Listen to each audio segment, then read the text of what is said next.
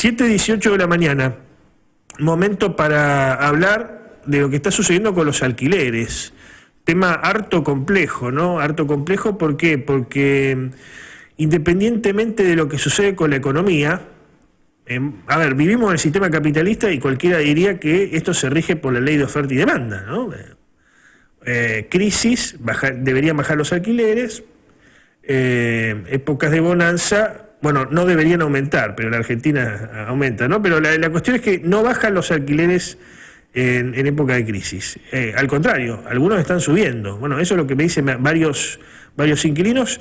También se mecha este tema de la ley de alquileres que se aprobó en su momento por influjo del gobierno nacional, pero que era muy linda la teoría, pero la práctica, la verdad que no se está implementando bien, o ya la agarraron, digamos, ya la tomaron de puntos algunos locatarios y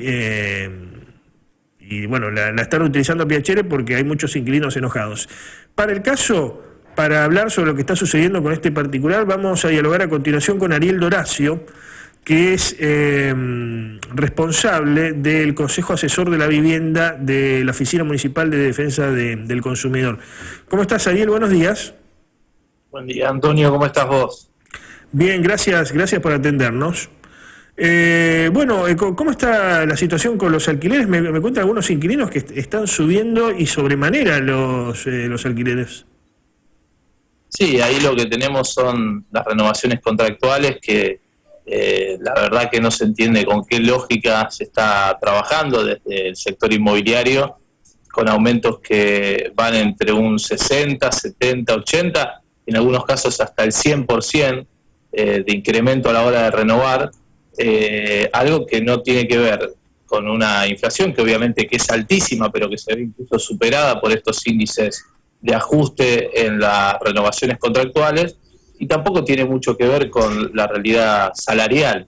Y inclusive si nosotros miramos lo que reporta el índice alquiler, que está en un 47,6% para el mes de octubre, también está muy por encima, incluso en algunos casos hasta duplicando este índice que ya de por sí quedó alto, porque recordemos que promedia inflación y salarios, y con una inflación interanual que supera los 50 puntos, obviamente empuja hacia arriba al índice alquiler, teniendo cifras que son dan un poco de miedo. Esto también hace pensar en la teoría de revisar la ley de alquileres en relación de fijar topes. El problema es que cuando nosotros intentamos hacer este tipo de movidas, el mercado responde como ha respondido con la ley de alquileres, generando subas que son inauditas para tiempos tan complejos en materia económica, la salida de una pandemia, o incluso transitándola aún todavía, donde hay muchos sectores que no se han recuperado o que están, como vos bien decías, en una crisis profunda. Bueno, parece que no hay solidaridad de parte del mercado, que lo que busca es maximizar la renta de un inmueble por encima de las posibilidades inclusive de los comerciantes y obviamente también en materia habitacional de los inquilinos, que en su mayoría son asalariados. Ahora, o sea, vivimos en el sistema capitalista, es lógico que se quiera ganar más dinero, digamos, es parte de la lógica, pero ¿pasa en todos los países que se aprovechan algunos de estas situaciones? ¿O es algo que tiene que ver con la matriz argentina y esta cosa especulativa? Tiene que ver con lo que sucede en la mayoría de los países, pero a diferencia de Argentina, el resto de los países ejerce un control sobre el mercado, ha construido un parque público de viviendas que se vuelcan al alquiler, y también se combate la especulación inmobiliaria mediante la creación de registros de vivienda ociosa, pero además con una presión fiscal a la vivienda ociosa, y en el caso de que se persista con este tipo de situaciones, se evalúa, como ha sucedido en estos últimos días en Berlín, la expropiación de inmuebles ociosos o que estén concentrados en muy pocas manos. Lo que Berlín aprobó es una expropiación y que ya se venía dando porque el Estado había comprado 14.500 inmuebles para vivienda y más de 2.000 inmuebles para locales comerciales.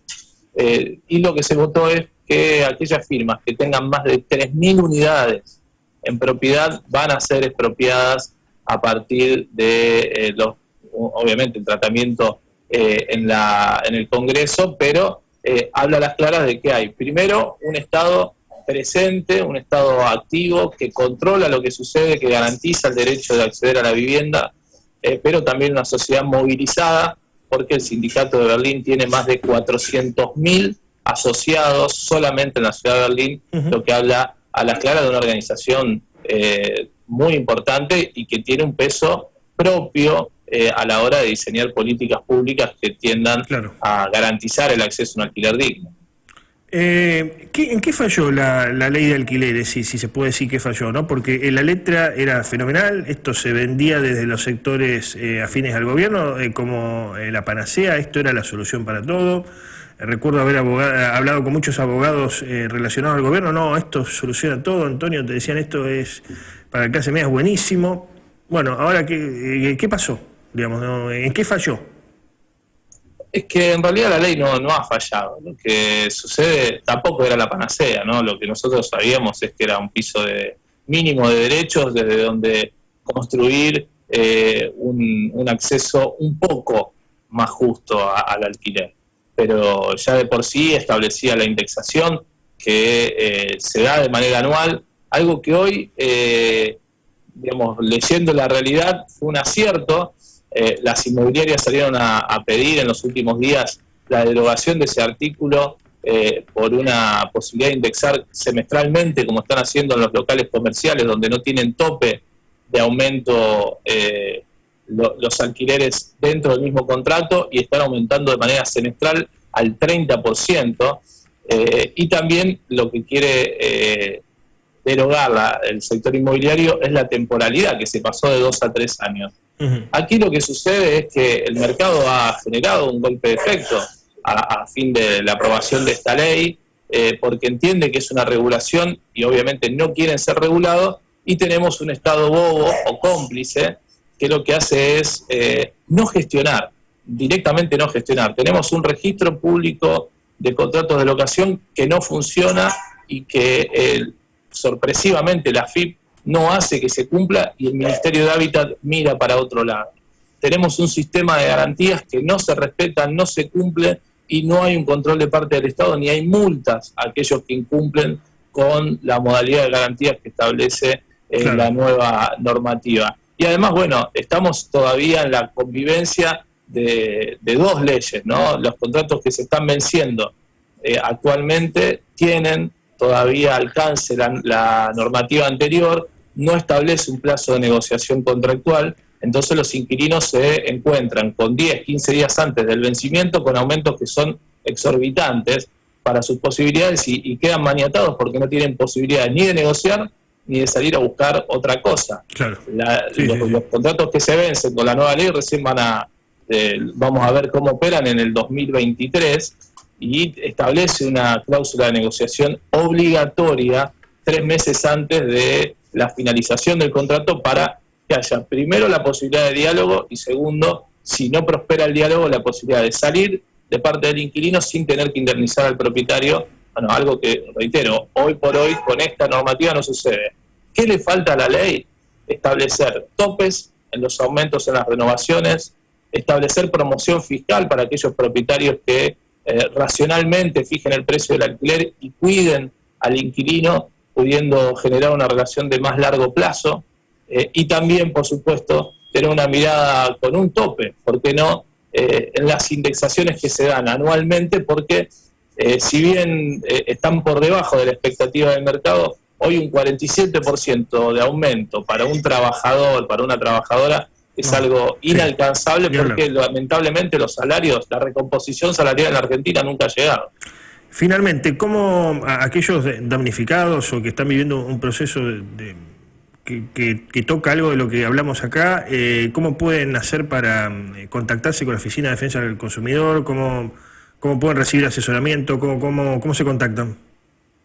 Bueno, nosotros hoy tenemos habilitado un 0800, que es el 666-8845 en el horario de 9 a 14 horas, y también un correo electrónico que es viviendaunica@consejorosario.gov.ar para poder enviar la consulta, la denuncia y solicitar la intervención. Estimamos que a partir de la semana próxima nos estarían habilitando también la atención personal en Córdoba 852, pero bueno, a tal fin tenemos que esperar las disposiciones del Poder Legislativo. Gracias por el contacto, Ariel. Muchas gracias a ustedes. Abrazo grande, Antonio. Adiós.